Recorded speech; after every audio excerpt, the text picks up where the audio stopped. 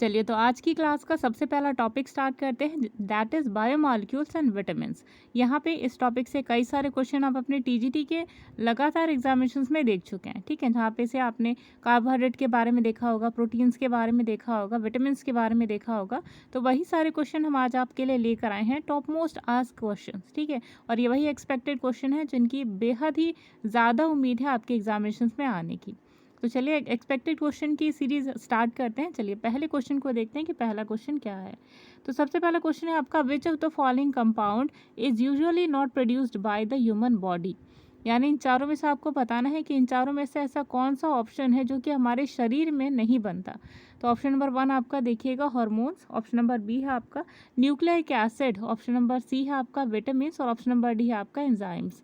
तो क्वेश्चन के अकॉर्डिंग जो आपका करेक्ट आंसर बनता है that is option number C. Vitamins देखिए, कई सारे विटामिन्स हैं जो हम बाहर से लेते हैं, ठीक है, जो हमारी बॉडी के लिए इम्पॉर्टेंट है। एक विटामिन आपके शरीर में बनती है विटामिन डी, लेकिन वो भी तब बनती है जब आपके शरीर में इम्पॉर्टेंट जो कंपोनेंट्स हैं उसके बनने के लिए वो जाते हैं तब, ठीक है। तो बेसिकली देखा जाए तो कोई ऐसा विटामिन नहीं है जो शरीर में बनता हो, ठीक है। इसके अलावा हार्मोन्स जो है देखिए, न्यूक्लिक एसिड और एंजाइम्स जो है वो शरीर में ही प्रेजेंट होते हैं, ठीक है। तो ये सब आपको ध्यान रखना है। एक्स्ट्रा फैक्ट के रूप में जान लीजिएगा कि ऑर्गेनिक केमिकल सब्सटेंसेस जो होते हैं, जो कि हम कंज्यूम करते हैं थोड़ी थोड़ी अमाउंट में, हमें वो हमारी डाइट में चाहिए होती है, जिन्हें हम विटामिन्स कहते हैं, ठीक है। और ये हमारी बॉडी की प्रॉपर मेंटेनेंस के लिए, जैसे हमारी बॉडी में कहीं चोट लग जाती है या फिर हमारे हड्डी या हमारी स्किन की प्रॉपर फंक्शनिंग के लिए बहुत ज़्यादा इंपॉर्टेंट होते हैं विटामिन्स, ठीक है।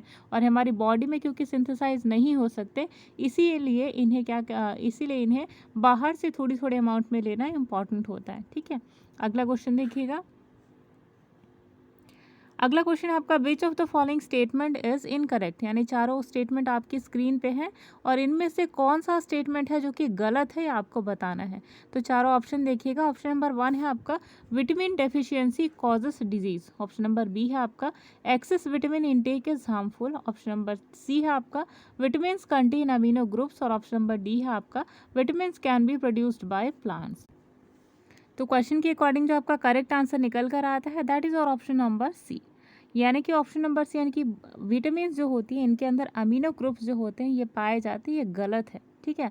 बेसिकली आप सभी को पता होना चाहिए कि विटामिन आर, देखिए एक्स्ट्रा फैक्ट में आपको ध्यान रखना है कि प्लांट्स जो होते हैं ना, प्लांट्स विटामिन को सिंथेसाइज कर सकते हैं, ठीक है, लेकिन हमारी बॉडी नहीं कर सकती, पहली चीज़। दूसरी चीज़ कि यहाँ पे जो एसेंशियल फूड फैक्टर्स होते हैं ना, ये उनमें विटामिन मिनरल्स आते हैं इंपॉर्टेंटली, ठीक है। दूसरी चीज़ कि इनकी डेफिशिएंसी या इनके ज़्यादा होने से हमारी बॉडी में नेगेटिव इफेक्ट भी आते हैं। येस गाइस, विटामिन अगर हमारी बॉडी में ज़्यादा हो जाए तो एडवर्स इफेक्ट भी डाल सकती है, ठीक है, जिसे हाइपर विटामिनोसिस के नाम से जाना जाता है। जैसे कि कई सारे लोग हैं जिन्हें ऐसा कॉन्शियसनेस महसूस होता है कि उन्हें ग्रीन वेजिटेबल्स ज़्यादा लेनी चाहिए, ठीक है। तो वो पालक वगैरह कभी कभी बहुत ज़्यादा ले लेते हैं, तो उनको ऐसा विजन आता है कि हर चीज़ उन्हें ग्रीन कलर की ही नज़र आ रही है, ठीक है। तो एक प्रकार का ये डिसऑर्डर होता है, ठीक है। अच्छा, पहले ऐसा देखा गया था कि कुछ कंपाउंड ऐसे होते हैं जिनके अंदर कुछ कंपाउंड ऐसे होते हैं अमीनो एसिड के, जो कि विटामिन में पाए जाते थे, लेकिन आगे चल कर के इसे जब डिस्कवर किया गया तो इसके अंदर ये पाया गया कि इसके अंदर थोड़ा भी अमीनो एसिड का कंटेंट नहीं पाया जाता, ठीक है। तो इंपॉर्टेंट कॉन्सेप्ट था आप सभी के लिए। इसी तरह क्वेश्चन अपने टीजीटी के एग्जाम्स में देखेंगे आप। चलिए अगला क्वेश्चन देखिए, which of the following vitamin are soluble in water. तो वाटर सॉल्युबल, फैट सॉल्युबल, बहुत सिंपल सा कॉन्सेप्ट है, देखिए। चलिए ऑप्शन चारों देख लीजिए कि A C D E, ठीक है, ये चारों ऑप्शन आपने देख लिया होगा। Option number 1 A, option number B C, option number C है आपका D और ऑप्शन नंबर D है आपका E। तो correct answer is option number C, ठीक है। ऑप्शन नंबर C है आपका, क्या है आपका, वाटर सॉल्युबल है, ठीक है, ये चीज़ आपको बतानी थी। अब देखिए एक्स्ट्रा फैक्ट के रूप में याद रख लीजिएगा कि बी ग्रुप के जितने भी विटामिन हैं और सी विटामिन जो है ना, ये सभी क्या होते हैं, ये दोनों आपके क्या है, वाटर सॉल्युबल हैं, ठीक है। और आपको एक चीज़ और जाननी ज़रूरी है कि विटामिन सी जो है ज़्यादा टेम्परेचर पे कुक करने से, पकाने से इसकी जो वैल्यू है वो घट जाती है, ठीक है। दूसरी चीज़ की विटामिन बी में आपका विटामिन B1, 2, 3, 12, 6 आता है ना, तो ये सारे फॉलिक एसिड आता है, तो सभी क्या है आपके इंपॉर्टेंट विटामिन हैं जो कि आपकी वाटर सॉल्युबल है। ठीक है, आप इसको याद कैसे करोगे, तो एक ट्रिक देखो, एडेक, आपको एडेक याद रखना है। ठीक है, एडेक आपका क्या है, फैट सॉल्युबल है। ठीक है, तो आप ऐसे याद रखोगे फैट एडेक, यानी कि एडेक एक बंदे का नाम है जो कि बहुत ही ज़्यादा मोटा है। ठीक है, तो इस टेक्निक के द्वारा आप याद कर सकते हो कौन सी जो विटामिन है वो फैट सॉल्युबल है और कौन सी जो है वाटर सॉल्युबल है। ये सारे अगर फैट सॉल्युबल है तो बी और सी क्या है आपके वाटर सॉल्युबल। अगला क्वेश्चन देखिए, अगला क्वेश्चन है आपका, the condition of excess intake of vitamin is called what. तो अभी हमने ये चीज़ें डिस्कस करी है, मेरे ख्याल से आपको आंसर पता होगा जो हमने अभी डिस्कस करा। ठीक है, अगर आप विटामिन ज़्यादा अमाउंट में ले लेते हैं तो इसका रिजल्ट क्या होगा आपके बॉडी के ऊपर, या आप उसे क्या टर्म देते हैं, ये आपसे क्वेश्चन पूछ रहा है। चारों ऑप्शन देखिएगा, पहला आपका डीनेचुरेशन, ऑप्शन नंबर बी है आपका रीनेचुरेशन, ऑप्शन नंबर सी है आपका ए विटामिनोसिस और ऑप्शन नंबर डी है आपका हाइपर विटामिनोसिस। तो क्वेश्चन के अकॉर्डिंग जो आपका करेक्ट आंसर बनता है that is option number D, यानी कि विटामिन ज़्यादा लेने से आपके बॉडी के अंदर एक कंडीशन आ जाती है, डिसऑर्डर आ जाता है जिसे आप कहते हैं हाइपर विटामिनोसिस। ठीक है, हाइपर मतलब ज़्यादा होता है। ठीक है, और एक्स्ट्रा फैक्ट के रूप में याद रख लीजिए कि जब भी हम बहुत ज़्यादा हाई डोजेस लेते हैं विटामिन के, ठीक है, तो ये हमारी बॉडी में एक टॉक्सिक सिम्टम्स के रूप में नज़र आती है। ठीक है, जो कि हाइपर विटामिनोसिस के रूप में नज़र आती है। और इसकी अच्छा, जब आपने हाइपर के बारे में बात की है, तो विटामिन अगर कम हो जाए कोई भी विटामिन तो क्या होगा, तो अगर विटामिन कम हो जाती है आपकी बॉडी में तो उसे आप क्या टर्म देते हैं, साइंटिफिक टर्म ए विटामिनोसिस। ठीक है, तो ये टर्म आपको ध्यान रखना है। अगला क्वेश्चन देखिएगा, अगला क्वेश्चन है आपका very important question for a TGT examination. Question है आपका, which of the following vitamin are stored in human tissues, यानी ह्यूमन टिश्यूज के अंदर कौन सी जो विटामिन है वो स्टोर होती है, आपको बताना है। तो चार ऑप्शन देखिएगा, ऑप्शन नंबर 1 है आपका B1, ऑप्शन नंबर 2 है आपका B2, ऑप्शन नंबर सी है आपका B6 और ऑप्शन नंबर डी है आपका के। तो क्वेश्चन के अकॉर्डिंग जो आपका करेक्ट आंसर निकल कर आता है that is your option number D, यानी कि विटामिन की जो के जो होता है ना आपके टिश्यूज़ में स्टोर होता है। क्यों, क्योंकि आपको पता है कि जब आपकी बॉडी के अंदर कहीं कट मार्क आ जाता है ना, तो यही जो विटामिन के होता है ये फाइब्रिनोजन के साथ, थ्रोम्बोप्लास्टिन के साथ मिल करके ब्लड कोआगुलेशन का काम करता है। ठीक है, तो इंपॉर्टेंट कॉन्सेप्ट था आप सभी के लिए, बेहद इंपॉर्टेंट क्वेश्चन, इसे आप एस्टिक मार्क कर लें। अगला क्वेश्चन देखें, अगला क्वेश्चन है आपका, which of the following water soluble vitamin are stored in the body.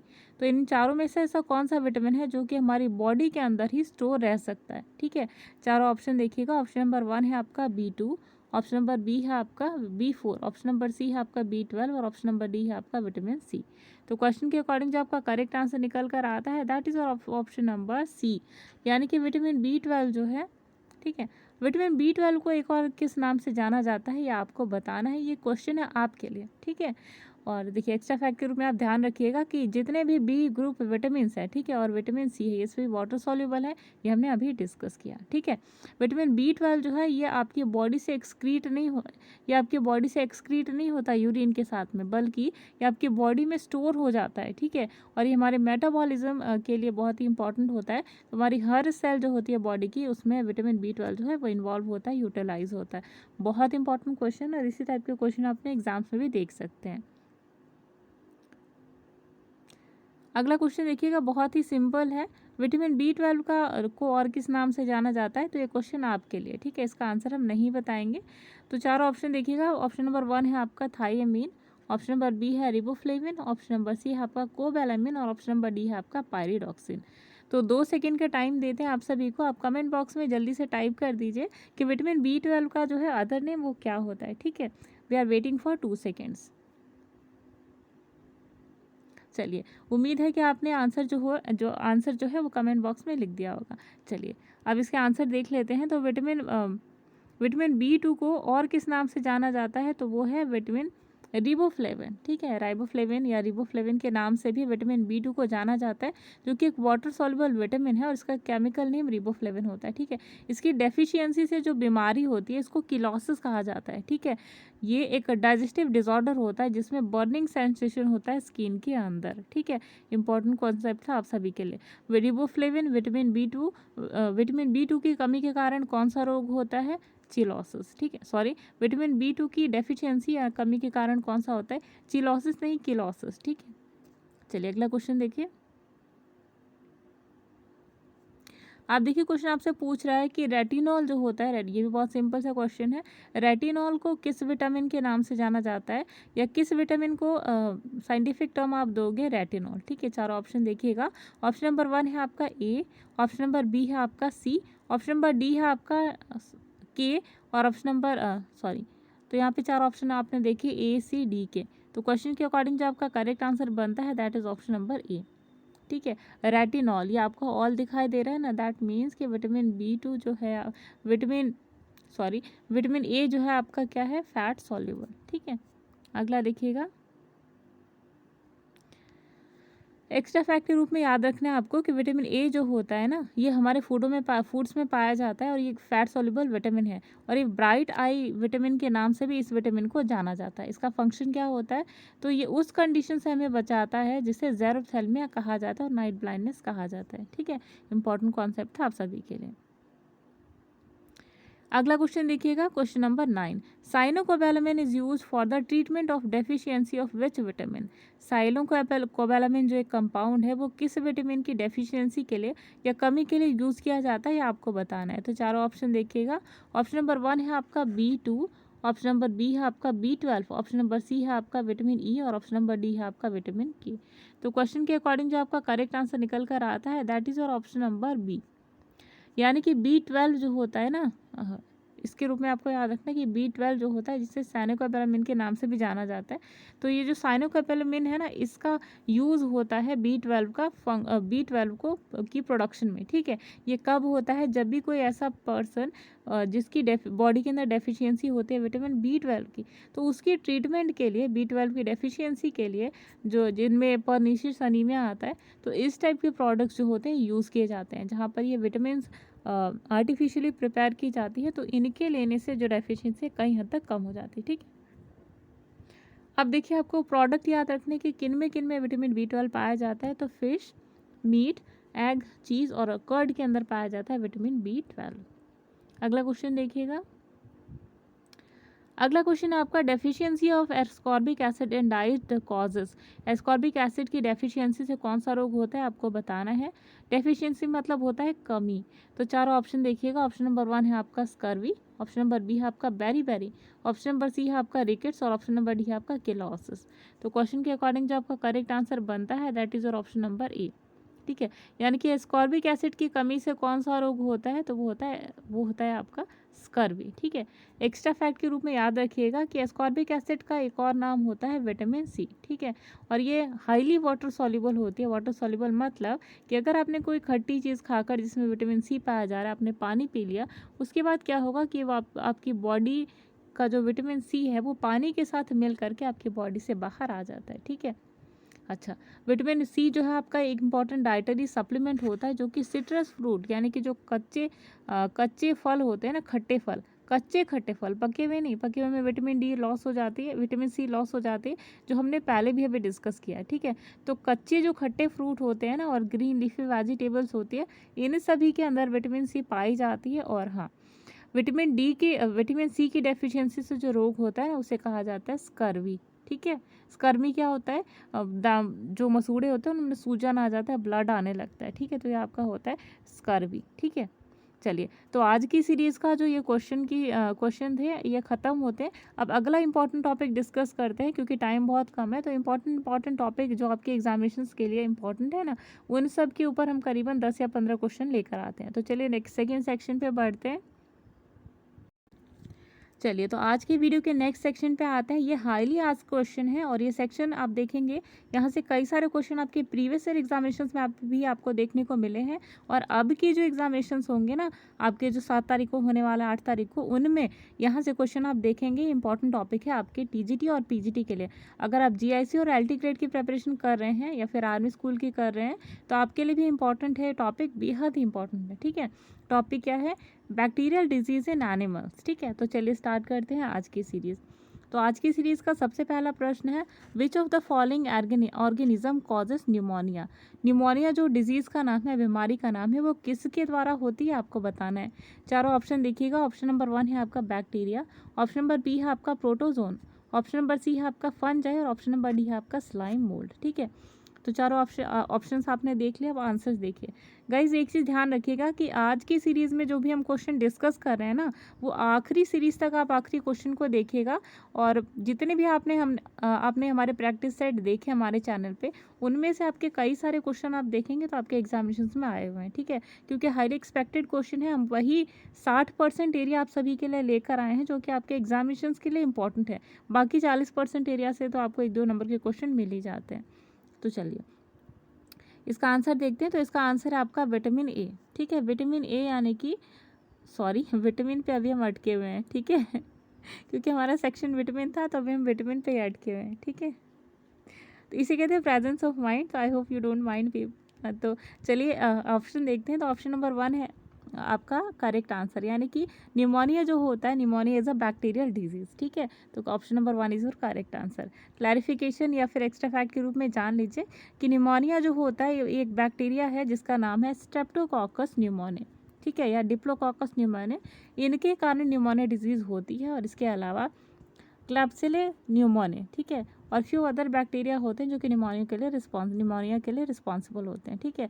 इनके लिए एंटीबायोटिक ट्रीटमेंट जो होता है हेल्पफुल होता है, ठीक है। अब निमोनिया होता क्या है इसमें भी थोड़ा सा जान लीजिए कि आपकी जो बच्चों की बेसिकली ये डिजीज़ है, ठीक है। बड़ों की बहुत कम होती है, लेकिन छोटे बच्चों की ज़्यादा है।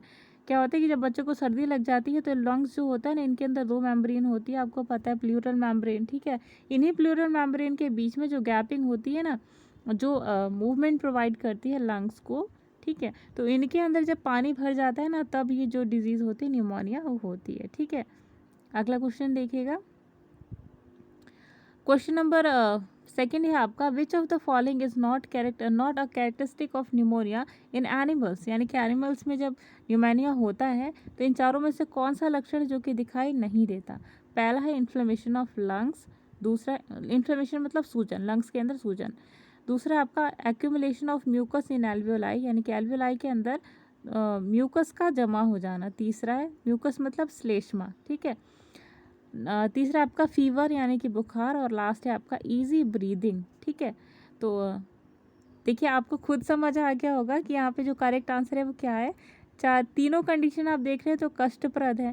लास्ट में आप देख रहे हैं इजी ब्रीदिंग, तो कोई भी मेरे ख्याल से ऐसी बीमारी नहीं होती होगी जिसमें आपको ऑप्शन देता होगा कि हाँ इजी ब्रीदिंग हो रही है, आप बीमार होकर बहुत अच्छा फील कर रहे हो, ठीक है। तो यहाँ पे जो आपका करेक्ट आंसर है that is option number D.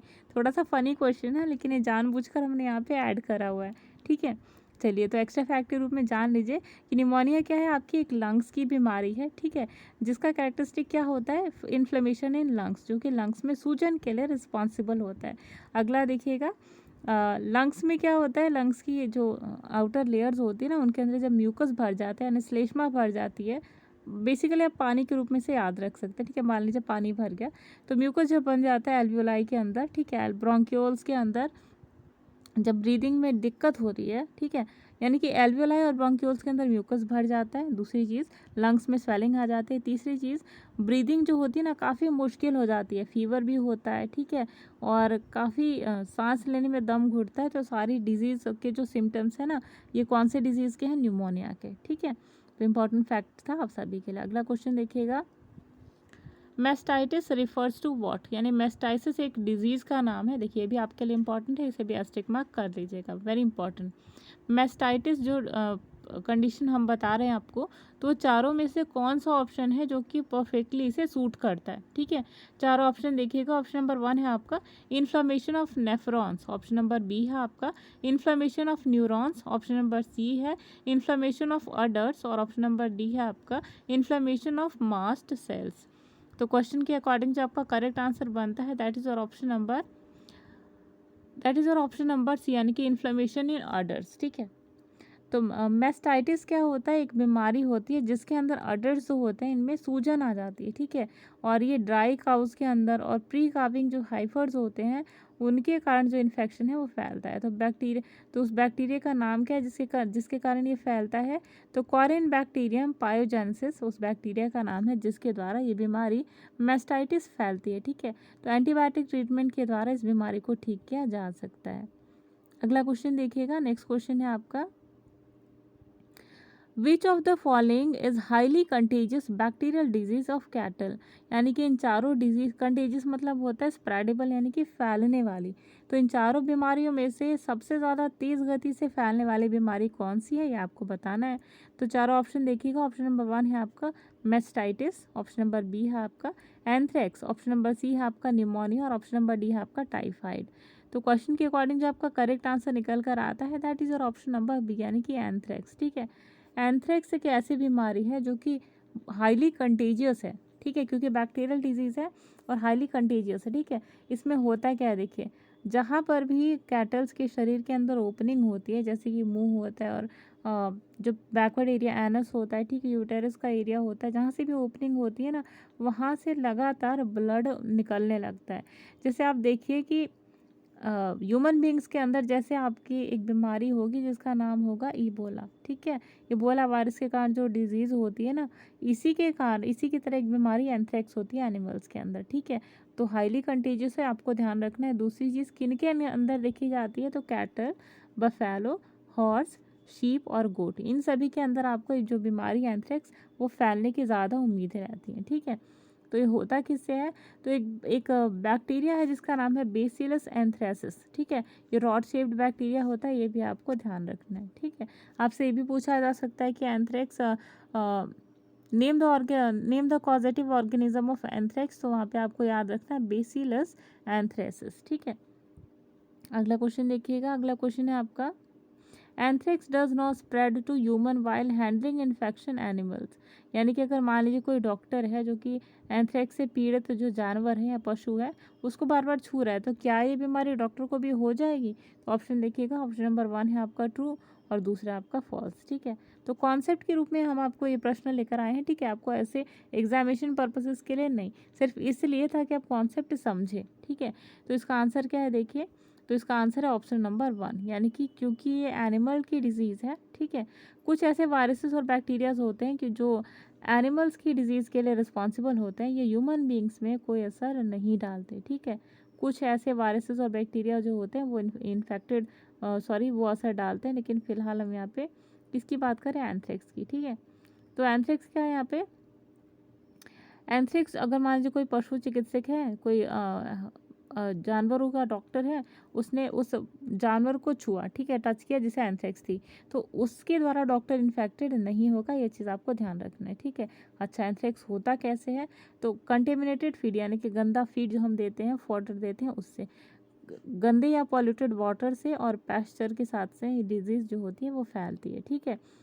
ये ह्यूमन बींग्स को भी इन्फेक्ट कर सकती है और उसके प्रोडक्ट्स भी जो है वो बहुत ही ज़्यादा फैटल होते हैं। ठीक है, लेकिन ये जनरली हैंडलिंग से नहीं इन्फेक्ट करता है कि आप डॉक्टर है जिसने ट्रीटमेंट किया और उसको बीमारी हो गई। ठीक है, अगला देखिएगा। अगला प्रश्न है question number 6, which of the following is not a symptom of anthrax, यानी एंथ्रेक्स की जो बीमारी है उसके सिम्टम्स में से चारों में से कौन सा नहीं है। तो चारों ऑप्शन देखिएगा। ऑप्शन नंबर 1 है आपका रैपिड ब्रीदिंग, यानी सांस बहुत तेज चलती है जानवर की। ऑप्शन नंबर बी है लो बॉडी टेम्परेचर, यानी कि बॉडी का टेम्परेचर घट जाता है। ऑप्शन नंबर सी है आपका डिस्चार्ज फ्रॉम नॉस्ट्रिल, यानी नाक से खून का बहना। और लास्ट है आपका रैपिड हार्ट बीट।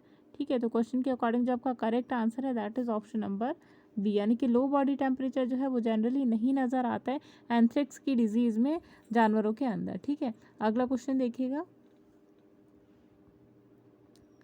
चलिए, एक्स्ट्रा फैक्ट काफ़ी इंपॉर्टेंट है आपके लिए एंथ्रेक्स से रिलेटेड। तो एंथ्रेक्स क्या है कि इसके अंदर जो जानवर है यानी जो मवेशी है उनके अंदर बुखार आ जाता है, हाई टेम्परेचर हो जाता है बॉडी का। ठीक है, रैपिड ब्रीदिंग यानी कि सांस लेना बहुत ही तेज़ हो जाता है, कंजेशन हो जाता है। ठीक है, और पेनफुल स्वेलिंग्स हो जाती है डिफरेंट बॉडी पार्ट्स में। ठीक है, और बॉडी जो ब्लड जो होता है ना वो एक फोम डिस्चार्ज के साथ में बॉडी से, नॉस्ट्रिल नाक से, ठीक है, और जहाँ से भी ओपनिंग होती है जैसे कि माउथ या एनस, सबसे ब्लड आने लगता है, कैसा, साबुन के झाग की तरह। ठीक है, और जो बॉडी का टेम्परेचर होता है वो काफ़ी ज़्यादा बढ़ जाता है क्योंकि फीवर हो जाता है। और रैपिड हार्ट बीट यानी हार्ट बीट तेज़ बढ़ जाती है और ब्रीदिंग जो होती है वो भी फास्टर हो जाती है। ठीक है, तो इंपॉर्टेंट कॉन्सेप्ट था आप सभी के लिए। अगला प्रश्न देखिएगा। अगला प्रश्न भी आपके कॉन्सेप्ट पे बेस्ड है। देखिए क्या है, in anthrax when discharge from natural opening becomes black shining और foamy, death of animal is likely to occur within 2 to 3 days। ठीक है, यानी कि जब कभी ऐसा होता है एंथ्रेक्स में कि जो भी नेचुरल ओपनिंग्स है, जैसे कि माउथ है, ठीक है, नॉस्ट्रिल्स है, एनस है, जब वहाँ से लगातार खून बहने लगता है काले रंग का, ठीक है, और वो शाइनी और फोमी हो जाता है, तो ये एक इंडिकेशन है कि हाँ, जानवर की 2-3 दिन में मृत्यु होने वाली। तो क्या यह कथन सत्य है? तो ऑप्शन देखिएगा, ऑप्शन नंबर 1 है आपका ट्रू और दूसरा है आपका फॉल्स। तो क्वेश्चन के अकॉर्डिंग जो आपका करेक्ट आंसर है that is option number A.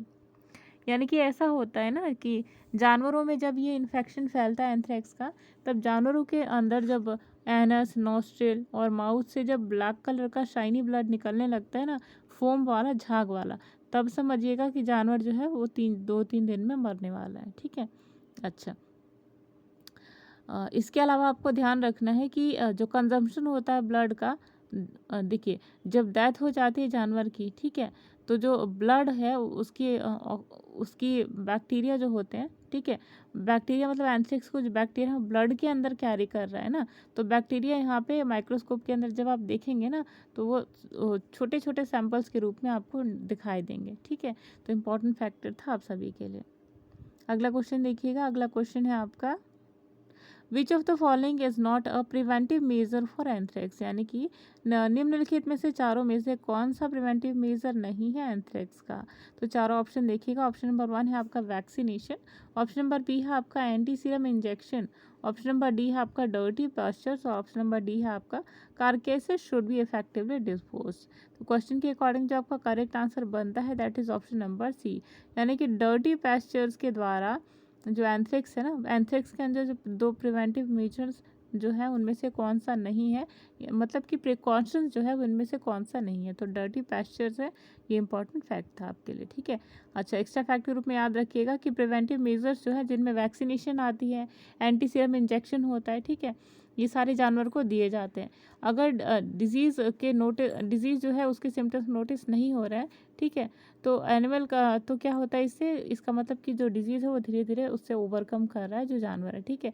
सार्केसेस should be effectively disposed of to prevent dispersal of anthrax spores, यानी कि जो भी वेस्ट मटेरियल्स होते हैं ना, जिनमें ब्लड वगैरह के सैंपल्स होते हैं, तो उन्हें ऐसी जगह पे डिस्पोज करना चाहिए ताकि वो किसी और जानवर तक ना फैले, ठीक है।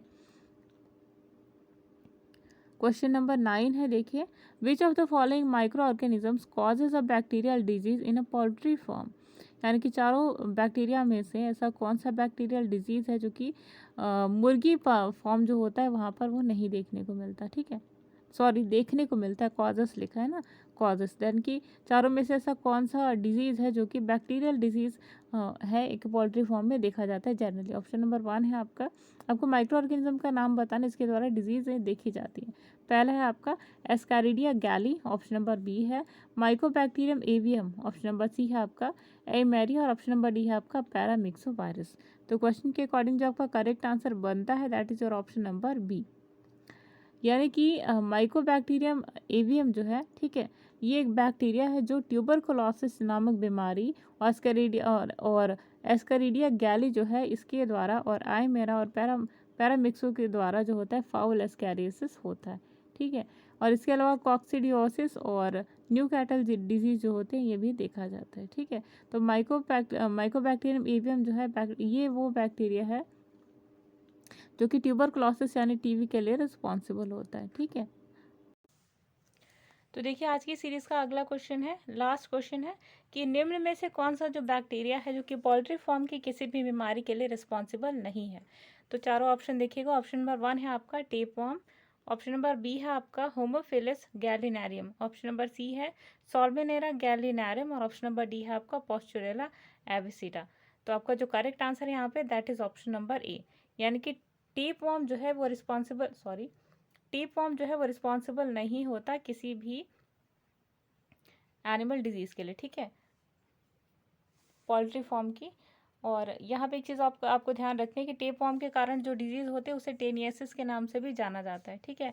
जबकि यहाँ पे सॉल्मोनेरा गैलिनेरियम जो है ये फाउल टाइफॉइड के लिए रिस्पॉन्सिबल होता है, जिसे सॉल्मोनेलियोसिस के नाम से भी जाना जाता है। तो इन सभी को टेप फॉर्म को छोड़कर आप ये जो तीनों ऑप्शन देख रहे हैं ये कहीं ना कहीं जो पोल्ट्री फॉर्म की डिजीज़ होती है उन सब के लिए रिस्पॉन्सिबल होते हैं। और एक और देख लीजिएगा, हीमोफिलस के बारे में भी हमने डिस्कस कर लिया, सॉल्मोनेला के बारे में, ठीक है। पोस्टेरियोला जो डिजीज़ है इसके कारण फाउल कॉलेरा जो है ये होता है, ठीक है। ह्यूमन बींग्स के अंदर जो कॉलेरा है वो किस ऑर्गेनिज्म के कारण होता है, तो ये आपके लिए क्वेश्चन है, इसका आंसर आपको बताना है कमेंट बॉक्स के अंदर।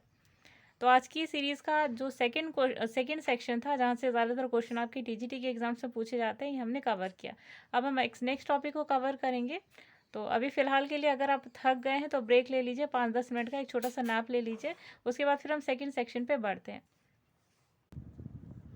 चलिए, तो आज की वीडियो के नेक्स्ट सेक्शन पे आते हैं, जो है सर्कुलेटरी सिस्टम। और यहाँ से भी कई सारे क्वेश्चन, देखिए मेन सिस्टम जो इम्पोर्टेंट है आपके nervous system, circulatory system important है, और इसके साथ साथ ही आपका जो एक्सक्रीटरी सिस्टम है, यहाँ से कई सारे क्वेश्चन पूछे जाते हैं, सिर्फ ह्यूमन के रिस्पेक्ट में ही नहीं, जो आपके अदर एनिमल्स है जैसे पैलेमॉन है, आपका यूनियो है, इन सब से जितने भी क्वेश्चन आपके बनते हैं सारे सिस्टम्स के बारे में, वहाँ से एक एक क्वेश्चन आपके ज़रूर देखे जाते हैं। तो चलिए सबसे पहले बात कर लेते हैं सर्कुलेटरी सिस्टम के बारे में। तो आज के इस सेक्शन का जो फर्स्ट क्वेश्चन है वो है, which of these is not included in the vascular system, यानी इनमें से चारों ऐसे कौन सा ऑप्शन है चारों में से जो कि वेस्कुलर सिस्टम के अंतर्गत नहीं आता। तो सबसे पहला आपका ऑप्शन देखिए, ऑप्शन नंबर 1 है आपका हार्ट, ऑप्शन नंबर बी है blood vessels, option number C है आपका ब्लड, और ऑप्शन नंबर डी है आपका लंग्स। तो क्वेश्चन के अकॉर्डिंग जो आपका करेक्ट आंसर निकल कर आता है that is your option number D, यानी कि लंग्स देखिए आपके वेस्कुलर सिस्टम का एक पार्ट नहीं है, जबकि हार्ट, ब्लड वेसल्स और ब्लड जो है आपका ये किसके सिस्टम है, सर्कुलेटरी सिस्टम के, ठीक है। लंग्स सिस्टम का नहीं है एक पार्ट, क्यों? क्योंकि देखिए एक्स्ट्रा फैक्ट के रूप में जान लीजिए कि वेस्कुलर सिस्टम जो होता है यानी ह्यूमन सर्कुलेटरी सिस्टम, इसके अंतर्गत हार्ट आता है, ब्लड वेसल्स आते हैं और आर्टरीज आती है, ठीक है, और वेन्स और कैपिलरीज आती हैं, और ये सब एक स्पेशल कनेक्टिव टिश्यू जो होता है यानी कि ब्लड जो होता है इसको एक दूसरे के अंदर फ्लोट करते हैं, ठीक है, रोटेट करवाते हैं, सॉरी। तो लंग्स जो है आपकी एक रेस्पिरेटरी सिस्टम का पार्ट है, ठीक है, ना कि एक सर्कुलेटरी सिस्टम का। बहुत ही सिंपल सा क्वेश्चन था, लेकिन इस टाइप के क्वेश्चन भी आपके एग्जाम से पूछे जा सकते हैं, ठीक है। अगला क्वेश्चन देखिएगा, अगला क्वेश्चन है, which of these organs are situated in the thoracic cavity, यानी इन चारों में से ऐसा कौन सा ऑप्शन है जो कि थोरैसिक कैविटी के अंदर प्रेजेंट होता है, ये आपको बताना है। चारों ऑप्शन देखिएगा, ऑप्शन नंबर 1 है आपका स्टमक, ऑप्शन नंबर बी है आपका किडनी, ऑप्शन नंबर सी है आपका हार्ट, और ऑप्शन डी है आपका ओवरीज, ठीक है। तो आपसे पूछ रहा है कि थोरैसिक कैविटी के अंदर इन चारों में से कौन सा जो है वो प्रेजेंट नहीं है, ठीक है। क्वेश्चन थोड़ा सा सिंपल सा है, लेकिन इस क्वेश्चन को भी थोड़ा सा टिपिकल बनाती हैं ये चीज़ें, क्योंकि इस टाइप के क्वेश्चन जब आप एक्सपेक्ट नहीं करते हो, जब एग्जाम्स में आ जाते हैं तो आपको लगता है कि इतना सिंपल सा क्वेश्चन था, फिर भी कॉन्सेप्ट हमने इतना ज़्यादा उस पर फोकस नहीं करा। तो देख लीजिए इसका आंसर क्या है। वेस्कुलर जो मस्कुलर हार्ट होता है ना, इसका आंसर वैसे देख लीजिए, आंसर है ऑप्शन नंबर सी यानी कि हार्ट, ठीक। तो देखिए जो मस्कुलर हार्ट होता है ये आपके थोरैसिक कैविटी में सिचुएटेड होता है, यानी कि प्रेजेंट होता है, ठीक है। कहाँ पे प्रेजेंट होता है? Ventral side of the body, ठीक है। जो स्टमक, किडनी और ओवरीज होते हैं ये सभी आपके हार्ट के जस्ट नीचे प्रेजेंट होते हैं, ठीक है। तो ये भी इंपॉर्टेंट कॉन्सेप्ट था आप सभी। अगला क्वेश्चन देखिएगा, what is the covering of the heart known as, यानी कि जो हार्ट यानी कि हृदय की जो कवरिंग होती है ना उसको किस नाम से जाना जाता है, ये देखिएगा। तो चारों ऑप्शन है आपके, ऑप्शन नंबर 1 है आपका मेनिंजिस, ऑप्शन नंबर बी है आपका प्ल्यूरा, ऑप्शन नंबर सी है आपका पेरिकार्डियम, और ऑप्शन नंबर डी है आपका पेरिटोनियम। तो क्वेश्चन के अकॉर्डिंग जो आपका करेक्ट आंसर निकल कर आता है that is your option number C यानी कि पेरिकार्डियम, ठीक है। जो हार्ट की कवरिंग होती है ना इसे किस नाम से जाना जाता है? तो पेरिकार्डियम, ठीक है। प्लूरल मेम्ब्रेन से किसको जाना जाता है? तो लंग्स की जो कवरिंग होती है उसे कहा जाता है प्लूरल, ठीक है। मेनिंजिस देख लीजिए, तो मेनिंजिस कहा जाता है ब्रेन की आउटर कवरिंग को, ठीक है। जो लेयर होती है ना ब्रेन के ऊपर, जो आपका मैगी लाइक स्ट्रक्चर आपको नज़र आता है, तो उसके ऊपर की कवरिंग को मेनिंजिस के नाम से जाना जाता है। अच्छा, अब एक्स्ट्रा फैक्ट के रूप में जान लीजिएगा कि हार्ट जो है आपके एक सर्कुलेटरी सिस्टम का एक पार्ट है, ठीक है, और ब्लड वेसल्स और ब्लड जो है ना ये भी इसके एक पार्ट है। और कवरिंग जो होती है हार्ट की वो डबल लेयर्ड होती है, ये सभी जानते हैं, डबल लेयर की होती है, और जो आउटर लेयर होती है, जो दोनों लेयर्स होती है उन्हें पेरिकार्डियम के नाम से जाना जाता है, ठीक है। और इन दोनों कवरिंग के अंदर मान लीजिए हार्ट है और इसके ऊपर ये 2 कवरिंग है, एक ये इंटरनल और एक आउटर, ठीक है। अब इन दोनों के बीच में एक फ्लूइड भरा होता है जिसे कहा जाता है पेरिकार्डियल फ्लूइड, ठीक है। तो ये क्या करता है, फ्रिक्शनल फोर्स जो होता है ना उसको रिड्यूस करता है। ठीक है, तो इंपॉर्टेंट कॉन्सेप्ट था आप सभी के लिए। अगला क्वेश्चन देखिएगा, विच of these structure separate the atria of the heart, यानी कि इन चारों में से ऐसा कौन सा ऑप्शन है जो कि एट्रिया, हार्ट के जो एट्रिया होते हैं ना उसको सेपरेट करता है, अलग करने का काम करता है। तो चारों ऑप्शन देखिएगा, ऑप्शन नंबर 1 है आपका सेप्टम, ऑप्शन नंबर बी है आपका वेंट्रिकल्स, ऑप्शन नंबर सी है आपका पुरकिंजी फाइबर्स और ऑप्शन नंबर डी है आपका बंडल ऑफ हेयर्स। तो क्वेश्चन के अकॉर्डिंग जो आपका करेक्ट आंसर निकल कर आता है that is option number A, यानी कि सेप्टम। ठीक है, सेप्टम आपका हार्ट का वो पार्ट होता है, देखिए जो कि 4 चैम्बर्ड आप हार्ट देख रहे हैं ना, दो एट्रिया होता है और 2 वेंट्रिकल्स होता है। तो यही सेप्टम क्या करता है, 2 एट्रिया को और 2 वेंट्रिकल्स को एक दूसरे से अलग करने का काम करता है। ठीक है, और यही जो सेप्टम, देखिए इस तरीके से जब हार्ट आप देखते हैं ना, इस प्रकार का हार्ट, फिस्ट के जैसे आपका मुट्ठी आप बंद करते हैं ना, तो इस टाइप का आपका हार्ट होता है। तो यहाँ पर सेप्टम प्रेजेंट होता है जो 2 एट्री और 2 वेंट्रिकल्स को सेपरेट करता है। ठीक है, इंपॉर्टेंट कॉन्सेप्ट था आप सभी के लिए। अगला क्वेश्चन देखिएगा, what is the atrio ventricle septum made of, यानी कि इन चारों ऑप्शन में से आपको बताना है कि एट्रियो वेंट्रिकल सेप्टम जो होता है वो किसका बना होता है। तो चारों ऑप्शन देखिएगा, ऑप्शन नंबर 1 है आपका कार्टिलेज, ऑप्शन नंबर बी है आपका fibrous tissue, option number C है आपका ऑस्टियोसाइट्स और ऑप्शन नंबर डी है आपका म्यूकस मेम्ब्रेन। तो क्वेश्चन के अकॉर्डिंग जो आपका करेक्ट आंसर निकल कर आता है that is your option number B, यानी कि फाइबरस टिश्यू के द्वारा बना हुआ होता है। ठीक है, एक्स्ट्रा फैक्ट के रूप में जान लीजिएगा कि ह्यूमन हार्ट जो है वो 4 चैम्बर्स में डिवाइडेड होता है, 2 एट्रिया और 2 वेंट्रिकल्स। ठीक है, इसके साथ ही जो ब्लड वो पंप करता है वो बॉडी के डिफरेंट पार्ट्स तक जाता है, ये तो आपको पता होगा। ठीक है, इसके अलावा जो आपका हार्ट इस टाइप का आप देखते हो ना, तो ये यहाँ पर होता है सुपीरियर वेना केवा और नीचे होता है इन्फीरियर वेना केवा। ठीक है, इन्फीरियर जो होती है ये लोअर बॉडी पार्ट्स तक ब्लड पहुंचाने का काम करती है और ये जो सुपीरियर वेना केवा आप देख रहे हैं अपर बॉडी पार्ट्स तक ब्लड पहुंचाने का काम करती है। ठीक है, इसके अलावा जो एवी नोड आप देखते हैं ना, एट्रियो वेंट्रिकुलर सेप्टम, ठीक है, सॉरी एवी नोड नहीं, एवी सेप्टम, ये क्या करता है, एट्रिया और वेंट्रिकल्स को सेपरेट करने का काम करता है। ठीक है, और ये किसका बना होता है, फाइब्रस टिश्यू का। ठीक है, बहुत इंपॉर्टेंट क्वेश्चन है आपके टीजीटी एग्जाम्स के रिगार्डिंग। अगला क्वेश्चन देखिएगा, अगला क्वेश्चन है आपका, what is the opening between the right auricle and the right ventricle called, यानी कि जो ओपनिंग होती है राइट ऑरिकल लेफ्ट और राइट वेंट्रिकल के बीच में उसे आप किस नाम से जानते हैं। तो ये भी आपका इंपॉर्टेंट क्वेश्चन है और ऐसे ही क्वेश्चन आप एक्सपेक्ट करेंगे अपने आपके टीजीटी एग्जाम्स में। ठीक है, बहुत ही बेसिक क्वेश्चन भी पूछे जाते हैं, बहुत ही टफ भी पूछे जाते हैं। जैसा कि हर एग्ज़ाम का एक रूल होता है कि आपके क्वेश्चन पेपर में कुछ सेक्शन आपको कुछ क्वेश्चंस मिलेंगे, ज़्यादातर आप देखेंगे तो 40% के करीब में ऐसे क्वेश्चन होंगे जो आप डे टू डे लाइफ में जो एक्सपीरियंस करते हैं चीज़ें उनसे रिलेटेड होती हैं। बाकी आपका जो सेक्शन आपका बचता है 60%, वो थोड़ा सा 30% आपका टफ, 40% टफ होता है और 20% हार्डेस्ट होता है जो कि आपने हायर लेवल तक एजुकेशन में पढ़ा होगा। ठीक है, तो इस तरीके से सारे क्वेश्चन पेपर डिवाइडेड होते हैं। तो चलिए क्वेश्चन नंबर 6 देखते हैं कि वो ओपनिंग को आप क्या नाम देंगे जो कि राइट ऑरिकल और राइट वेंट्रिकल को कनेक्ट करती है। ठीक है, तो चारों ऑप्शन देखिएगा, ऑप्शन नंबर 1 है आपका aortic valve, option number B है bicuspid valve, option number C है आपका ट्राइकस्पिड वॉल्व और ऑप्शन नंबर डी है आपका पल्मोनरी वॉल्व। तो क्वेश्चन के अकॉर्डिंग जो आपका करेक्ट आंसर बनता है that is option number C, यानी कि ट्राइकस्पिड वॉल्व। तो ट्राइकस्पिड वॉल्व वो वॉल्व होती है जो कि आर्ट्रियो वेंट्रिकुलर सेप्टम जो है सेपरेट करता है वेंट्रिकल और आर्ट्रिया को। तो ये एक पैसेज प्रोवाइड करता है ब्लड फ्लो को राइट एट्रियम से राइट वेंट्रिकल्स तक। तो यहाँ जो ओपनिंग होती है उसे ट्राइकस्पिड वॉल्व बोला जाता है। ठीक है, इंपॉर्टेंट कॉन्सेप्ट था आपके टीजीटी एग्जाम्स के लिए। तो जितने भी यहाँ पे सर्कुलेटरी सिस्टम से इंपॉर्टेंट कॉन्सेप्ट थे हमने यहाँ पे डिस्कस किए। चलिए अगले क्वेश्चन पे आते हैं।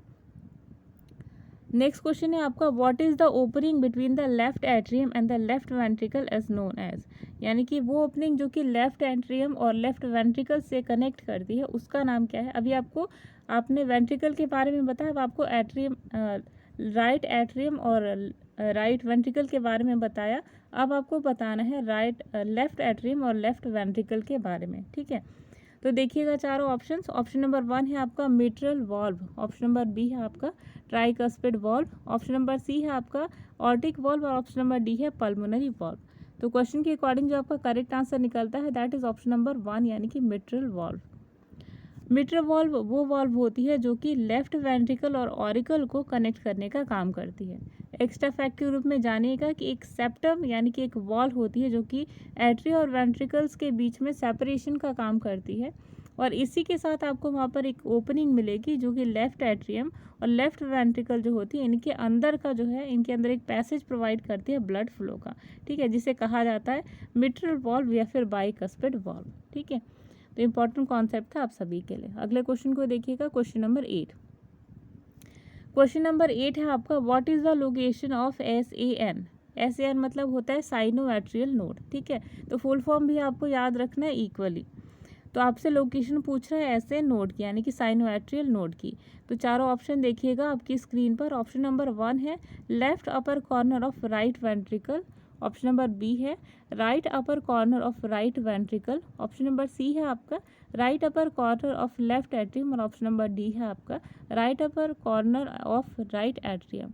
तो क्वेश्चन के अकॉर्डिंग जो आपका करेक्ट आंसर निकल कर आता है that is option number D यानी कि right upper corner of right atrium, ठीक है। एक्स्ट्रा फैक्ट के रूप में जान लीजिएगा कि जो साइनोएट्रियल नोड होता है ये कहाँ पे प्रेजेंट होता है, upper right corner of right atrium, ठीक है। अच्छा, इसके अंदर अब एबिलिटी क्या है, तो इसके अंदर क्षमता होती है 70 से 65 एक्शन पोटेंशियल पर मिनट जनरेट करने की, ठीक है। वेरी इंपॉर्टेंट कॉन्सेप्ट, ये भी आपके एग्जामिनेशन में क्वेश्चन बन सकता है, ठीक है, यहाँ से भी। और इसीलिए इसे पेस मेकर ऑफ हार्ट कहा जाता है। तो आपसे ये भी क्वेश्चन आ सकता है कि which part of heart is known as pacemaker of heart, ठीक है। तो कहा जाता है साइनोएट्रियल नोड को, ठीक है। कितने पोटेंशियल पर मिनट जनरेट करता है, तो 70 to 75 एक्शन पोटेंशियल पर मिनट ये है जनरेट करता है, ठीक है। अगले क्वेश्चन पे आएगा question number 9। Which of the structures is close to AVN, यानी कि इनमें से कौन सा स्ट्रक्चर है जो कि AV नोड के जस्ट क्लोज है, ठीक है। AV नोड मतलब होता है यहाँ पे आर्ट्रियो वेंट्रिकुलर नोड, ठीक है। तो चारों ऑप्शन देखिएगा आपकी स्क्रीन पे। ऑप्शन नंबर 1 है SAN node. Option number B है left ventricle. Option number C है आपका atrioventricular septum. Option number D है आपका अरोटा। तो क्वेश्चन के अकॉर्डिंग जो आपका करेक्ट आंसर निकल कर आता है that is option number C यानी कि atrioventricular septum. Extra fact के रूप में जान लीजिएगा कि AVN यानी कि एट्रियो वेंट्रिकल नोड जो होता है इसकी लोकेशन होती है lower left corner of the right atrium, ठीक है। ये कहाँ पे सिचुएटेड होता है, तो एट्रियो वेंट्रिकुलर सेप्टम जो होता है वहाँ पे जो दोनों एट्रिया और वेंट्रिकल इन दोनों को जो सेपरेट करने का काम करता है वो यहीं पे प्रेजेंट होता है, ठीक है। तो इतना आपके लिए इम्पॉर्टेंट था। अगला क्वेश्चन देखिएगा। अगला क्वेश्चन आपकी फैक्ट बेस्ड है। तो nodal musculature of heart is auto excitable, true और फॉल्स। जो नोडल मस्कुलर एरिया होता है हार्ट का वो सेल्फ एक्साइटेबल होता है, करेक्ट है या इनकरेक्ट। तो पहला आपका ट्रू और दूसरा फॉल्स, ठीक है। कॉन्सेप्चुअल क्वेश्चन है, इस टाइप के क्वेश्चन आपके एग्जाम्स में नहीं आते, लेकिन नोडल मस्कुलेचर के बारे में अगर पूछ लेता है 4 ऑप्शन दे करके तो देखिए इसके ऑप्शंस कई सारे बन सकते थे, ठीक है, मोर देन 4। और इसीलिए इस टाइप के क्वेश्चन हम आपको ट्रू और फॉल्स के रूप में प्रेजेंट करते हैं, ठीक है, ताकि आपको कॉन्सेप्ट पता चले। बाकी ऑप्शन कितने भी दिए जाएँ आप इसको ईजिली कर सकते हैं, ठीक है।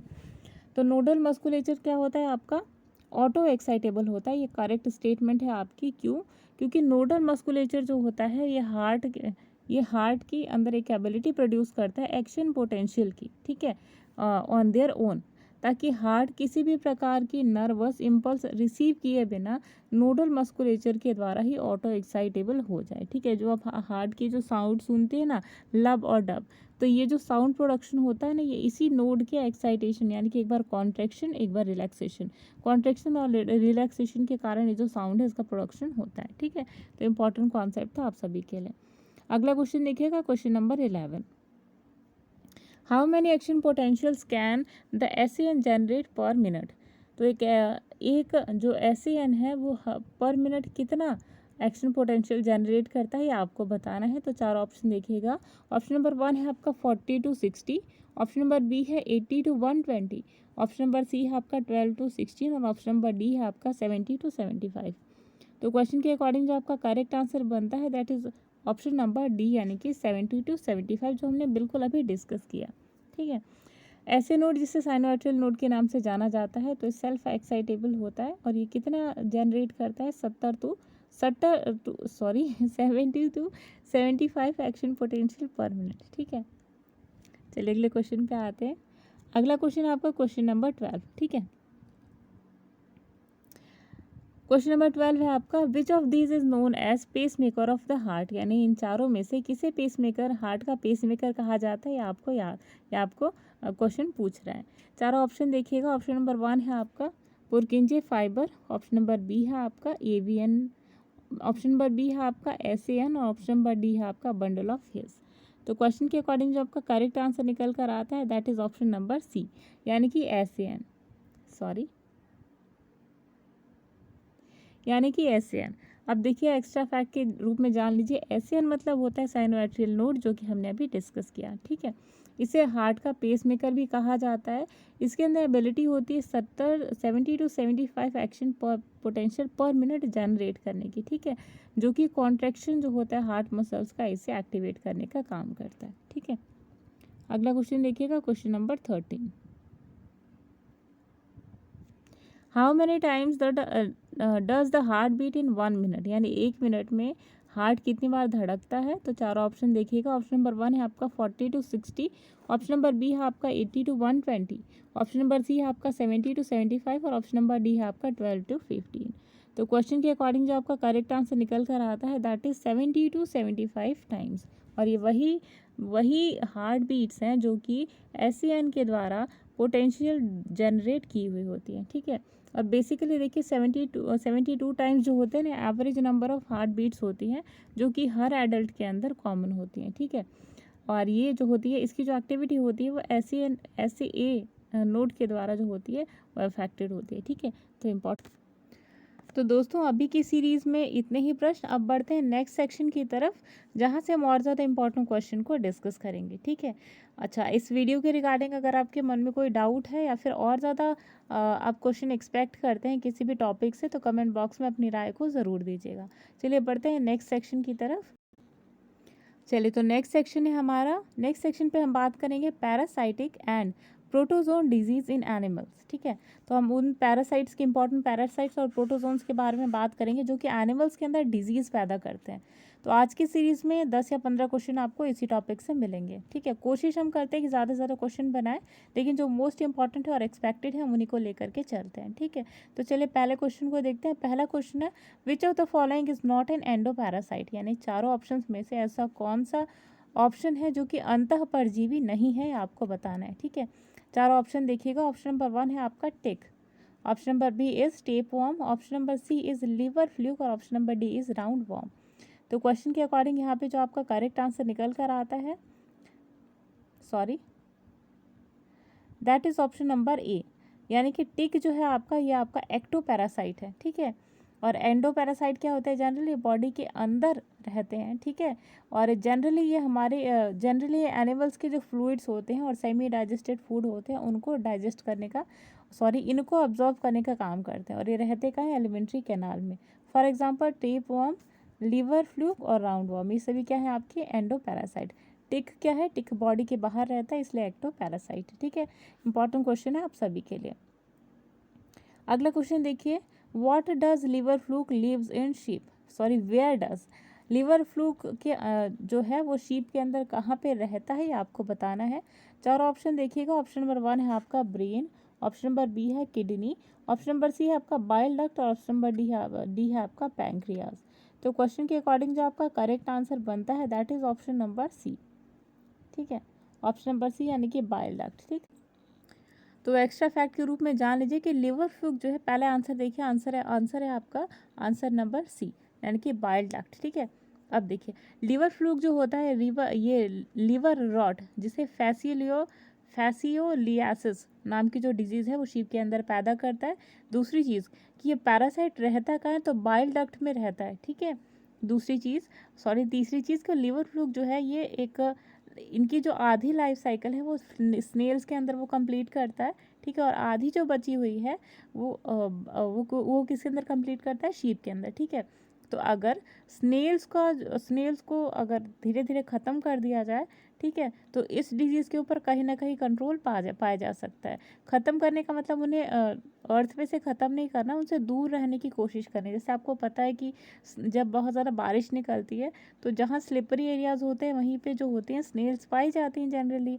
तो आप उस तरीके की एरिया से अगर दूर रहते हैं, सूखी जगहों पे रहते हैं, और तो इस टाइप की जगह स्नेल के कांटेक्ट में नहीं आते हैं, जो जेल वो रिलीज़ करते हैं अपनी बॉडी से उसके कांटेक्ट में नहीं आते हैं, तो कहीं ना कहीं आपको जो डिजीज़ होती है उससे आपको बचाने में हेल्प कर सकता है आपका ये छोटा सा स्टेप। ठीक है, अगला क्वेश्चन देखिएगा, क्वेश्चन नंबर 3। क्वेश्चन नंबर 3 आपका, which of the following is not caused by liver fluke in animals.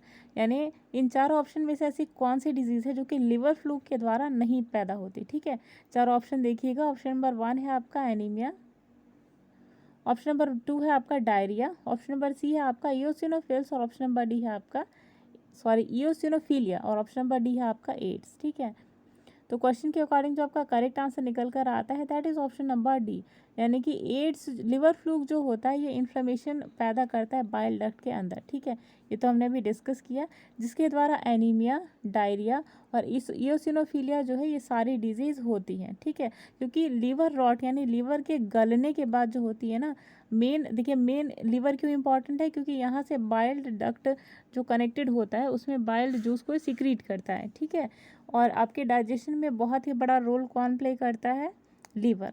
इसके साथ ही आपकी बॉडी से वेस्ट प्रोडक्ट जो होता है ऑर्निथिन साइकिल के द्वारा यूरिया बाहर निकलने का काम कौन करता है, लीवर। ठीक है, तो लीवर इसलिए भी आपके लिए बहुत ही इम्पॉर्टेंट है। हालांकि लीवर के अंदर 2/3 रीजनरेशन एबिलिटी पाई जाती है, ये जानते हुए भी लीवर क्या होता है, सबसे इम्पॉर्टेंट पार्ट होता है आपकी बॉडी का। ठीक, और जब जो लिवर फ्लूक है इन्फ्लेमेशन पैदा कर देता है, सूजन पैदा कर देता है बाइल डक्ट के अंदर, तो इससे एनीमिया, डायरिया, इयोसिनोफिलिया और लिवर रॉट जैसी जो डिजीज़ हैं वो पैदा होती हैं। ठीक है, जो कि एनिमल की डेथ तक हो जाती है इसके कारण। ठीक है, तो very fatal it is for animals. अब देखिए, एंटी हेलमिंथिक ड्रग है जिनमें कि एमिटाइन होता है, हाइड्रोक्लोराइड होता है और हेक्साक्लोरोइथेन होता है। ये सभी यूज़फुल होते हैं इस डिजीज़ के ट्रीटमेंट के लिए। ठीक है, तो इम्पॉर्टेंट कॉन्सेप्ट था आप सभी के लिए। ड्रग के नाम भी आप सभी से पूछे जा सकते हैं, तो ये भी आपको इक्वली इन सब पे भी फोकस करना है। अगला क्वेश्चन देखिएगा, अगला क्वेश्चन है आपका, ये भी देखिए थॉट बेस्ड है। तो अगला क्वेश्चन है, ectoparasite live inside the body of animal. यानी कि एक्टोपैरासाइट यानी कि बाह्य जो परजीवी होते हैं ये क्या बॉडी के अंदर रहते हैं। तो ऑप्शन नंबर 1 है आपका ट्रू और दूसरा है फॉल्स। ठीक, तो थॉट बेस्ड है इसलिए यहाँ पे आपको ज़्यादातर ऑप्शन नहीं दिए गए।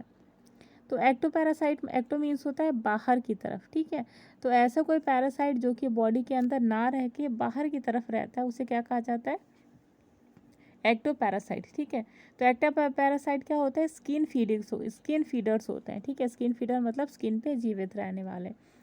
और जो एनिमल का फ्लूइड होता है ना, एनिमल का फ्लूइड जो होता है उस पर फीड करते हैं। तो ऐसे एनिमल्स को हम क्या कहते हैं, इनको हम ऐसे पैरासाइट को हम कहते हैं एक्टोपैरासाइट। इसका एग्जाम्पल है आपका देखिए टिक। ठीक है, मॉस्किटो भी आपका एक इसका बेस्ट एग्जाम्पल माना जा सकता है।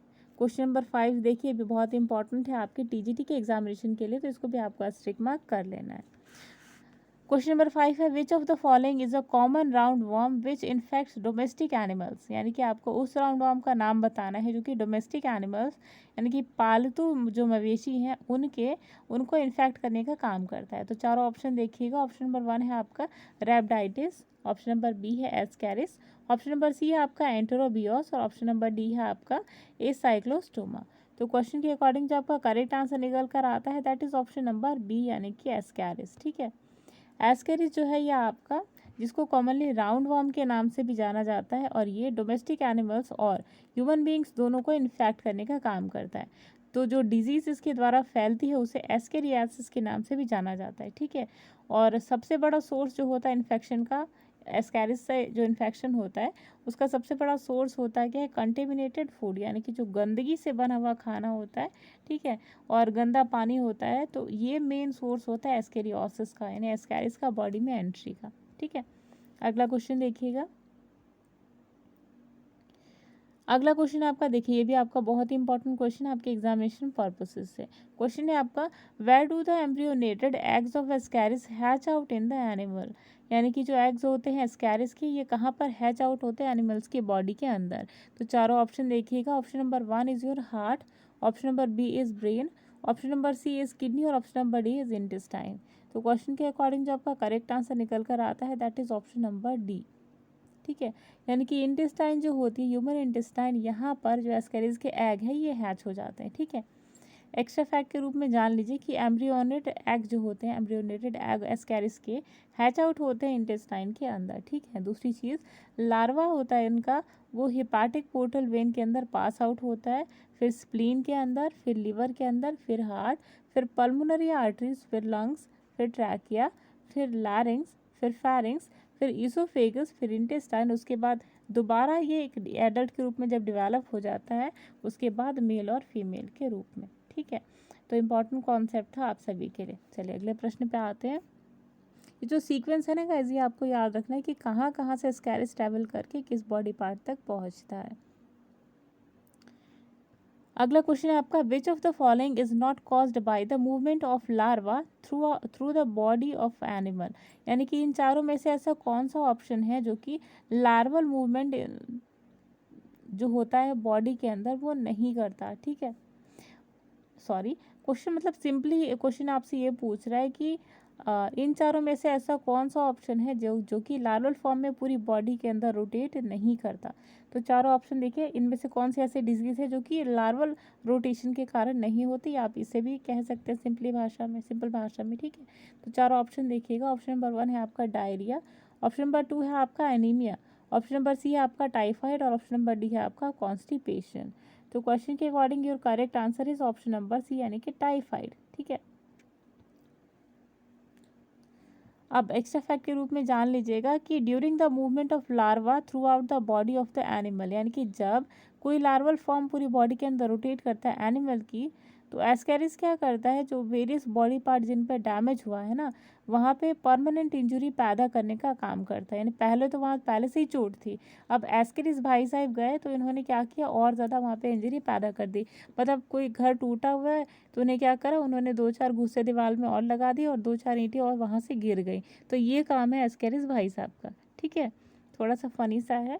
उसके बाद देखिएगा, इंटेस्टाइन के अंदर अंदर जो एडल्ट रॉब होते हैं, जो एनिमल्स होते हैं ना, इनकी जो न्यूट्रिशन होता है, इन सभी को सोखने का काम जो है वो एस्कैरिस करता है। और उसके बाद कॉन्स्टिपेशन, डायरिया, वीकनेस और एनीमिया लाइक जो डिजीज़ है वो पैदा करने में एस्कैरिस का बहुत बड़ा हाथ होता है। ठीक है, आगे देखिएगा कि कई कई बार ये क्या करते हैं, इंटेस्टाइन के अंदर ब्लॉकेज पैदा कर देते हैं, जिससे एनिमल की डेथ पैदा हो जाती है, क्योंकि अपने बॉडी से फीकल मैटर को बाहर निकाल नहीं सकता ब्लॉकेज के कारण। ठीक है, तो इम्पॉर्टेंट कॉन्सेप्ट था आप सभी के लिए। अगला क्वेश्चन देखिएगा। अगला क्वेश्चन है question number 8, how does the fresh infection of Ascaris occurs in various animals. यानी जो अलग अलग एनिमल्स होते हैं उन सभी के अंदर जो फ्रेश इन्फेक्शन होता है एस्कैरिस का, वो किस प्रकार होता है। ठीक है, ये आपको बताना है। तो चारों ऑप्शन देखिएगा। ऑप्शन नंबर 1 है आपका contaminated feed, option number B है आपका contaminated clothes, option number C है आपका कॉन्टैक्ट विद इन्फेक्टेड एनिमल्स और ऑप्शन नंबर डी है आपका ईटिंग हेल्दी फूड। तो क्वेश्चन के अकॉर्डिंग जो करेक्ट आंसर आपका निकलता है that is option number A, यानी कि कंटेमिनेटेड खाना खाने के कारण जो है ये चीज़ें फैलती हैं। ठीक है, एक्स्ट्रा फैक्ट के रूप में जान लीजिएगा कि फ्रेश इन्फेक्शन जो होता है एस्कैरिस का, ये गंदा खाना खाने के कारण होता है, गंदा पानी पीने के कारण होता है। ठीक है, इसके अलावा जो इन्फेक्टेड पर्सन है उसकी बॉडी से जो फीकल मैटर पास होता है इन्फेक्टेड पर्सन से, तो वो भी दूसरे एनिमल्स तक या दूसरे जो जीव जंतु है वहाँ तक फैलने में एक इम्पॉर्टेंट रोल प्ले करता है। ठीक है, तो इन्फेक्टेड एनिमल जो होता है पहले उसको एक ड्रग देना चाहिए, जिसमें पाइपरैक्स आता है, पाइपराजीन आता है, एडिपेट आता है, वॉर्मेक्स आता है, एल्कोपार होता है, क्विनोपोडियम ऑयल होता है। अगर ये सब दिया जाए पहले जो कि इन्फेक्टेड पर्सन है, तो क्या होता है, देखिए बंदा पहले ठीक हो जाएगा, उसके बाद उसकी बॉडी से जो वेस्ट प्रोडक्ट है यानी जो फीकल मैटर है वो फिर इन्फेक्टेड एग लेवल नहीं होगा। ठीक है, तो इम्पॉर्टेंट कॉन्सेप्ट था आप सभी के लिए। इन सारे मेडिसिन जो है आप सभी के सामने, इनको इन पर भी एक नज़र डाल लीजिएगा, आपके क्वेश्चन इस टाइप के भी आ सकते हैं। क्वेश्चन नंबर 9 है आपका, coccidiosis is an infection of what, यानी कि जो कॉक्सीडियोसिस है ये किस चीज़ का इन्फेक्शन है आपको बताना है। चारों ऑप्शन देखिएगा। ऑप्शन नंबर 1 है आपका ब्रेन, ऑप्शन नंबर बी है आपका इंटेस्टाइन, ऑप्शन नंबर सी है आपका आइज और ऑप्शन नंबर डी है आपका टंग। तो क्वेश्चन के अकॉर्डिंग जो आपका करेक्ट आंसर निकल कर आता है that is option number B, यानी कि इंटेस्टाइन। ठीक है, तो कॉक्सीडियोसिस क्या है, एक इंटेस्टिनल इन्फेक्शन होता है एनिमल्स का, जो कि ग्रुप ऑफ प्रोटोजोन्स जिसे कॉक्सीडिया कहा जाता है इसके द्वारा फैलता है। ठीक है, इनके द्वारा पैदा किया जाता है।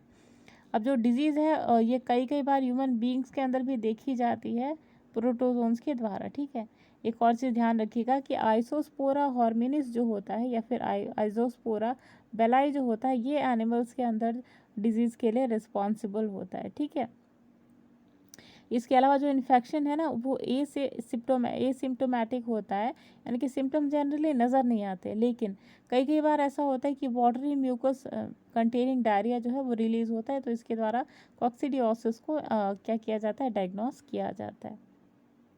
अगला क्वेश्चन देखिएगा। अगला क्वेश्चन है which of the following is not a physiological change that occurs in the body of animal suffering from coccidiosis. Question आपसे पूछ रहा है कि निम्न में से जो फिजियोलॉजिकल चेंज होता है जो कि बॉडी के अंदर एनिमल्स की होता है जो कि कॉक्सीडियोसिस के से सफ़र करते हैं, तो कौन सा ऐसा सिम्टम है आपको बताना है। तो चारों ऑप्शन देखिएगा। ऑप्शन नंबर 1 है आपका erosion of intestinal mucosa, option number B है आपका intestinal haemorrhage, option number D है आपका डिसेंट्री और ऑप्शन नंबर डी है आपका ब्रेन स्ट्रोक। तो क्वेश्चन के according your correct answer should be option number D, यानी कि ब्रेन स्ट्रोक। ठीक है, आपको एक चीज़ ध्यान रखनी है कि एस्कैरिस जब धीरे धीरे हमारी पूरी बॉडी में रोटेट कर लेता है, स्प्लीन, हमारे इंटेस्टाइन, ईसोफेगस, स्टमक, उसके बाद जब वो पूरे तरीके से जाल या नेट लाइक नेटवर्क हमारी बॉडी में पैदा कर लेता है तब वो जाता है ब्रेन में। ठीक है, और जब वो वहाँ जाता है तो ब्रेन हैमरेज जो होता है उसका एक कारण बनता है, तो इससे इंसान को क्या मिर्गी लाइक दौड़े जो है वो पड़ने लगते हैं। ठीक है, तो ये तो थी जनरल सी बात है। अब एक्स्ट्रा फैक्ट के रूप में जान लीजिए कि जो डोमेस्टिकेटेड एनिमल्स होते हैं, यानी कि जो पालतू जानवर होते हैं, उनके अंदर कॉक्सीडियोसिस जो होती है इनसे रिलेटेड जो कि प्रोटोजोन्स के द्वारा होता है। ठीक है, प्रोटोजोन्स में किस प्रोटोजोन्स की हम बात करें तो आइमेरिया और आइसोस्पोरा। ठीक है, और कुछ अदर जो एनिमल्स हैं, कुछ अदर जो प्रोटोजोन्स हैं जिनसे कॉक्सीडियोसिस डिजीज़ है जो होती है। ठीक है, ये क्या करते हैं कि इंटेस्टिनल म्यूकोसा जो होता है इसको इरोड कर देते हैं, ख़राब कर देते हैं। ठीक है, इसके बाद क्या होता है, इंटेस्टिनल हैमरेज जो होता है, डायरिया और इसकी तरह फैटल डिसेंट्री जो होती है पैदा करते हैं। ठीक है, तो कॉक्सीडियोसिस जो होता है हाईली इन्फेक्टिव होती है यंग पोल्ट्री बर्ड्स के अंदर। ठीक है, तो ये था आपका आज की सीरीज़ का आखिरी क्वेश्चन। उम्मीद है आज की सीरीज़ जो है आप सभी को पसंद आई होगी। कोई डाउट होता है या फिर आप कोई स्पेसिफिक टॉपिक से क्वेश्चन आंसर की सीरीज़ चाहते हैं तो ज़रूर कमेंट बॉक्स में लिखिएगा और ज़रूर लिखिएगा हमारी सीरीज़ आपको कैसी लगी। तो चलिए मिलते हैं नेक्स्ट वीडियो में, तब तक के लिए अमिता को दीजिए इजाज़त। नमस्कार, बाय बाय।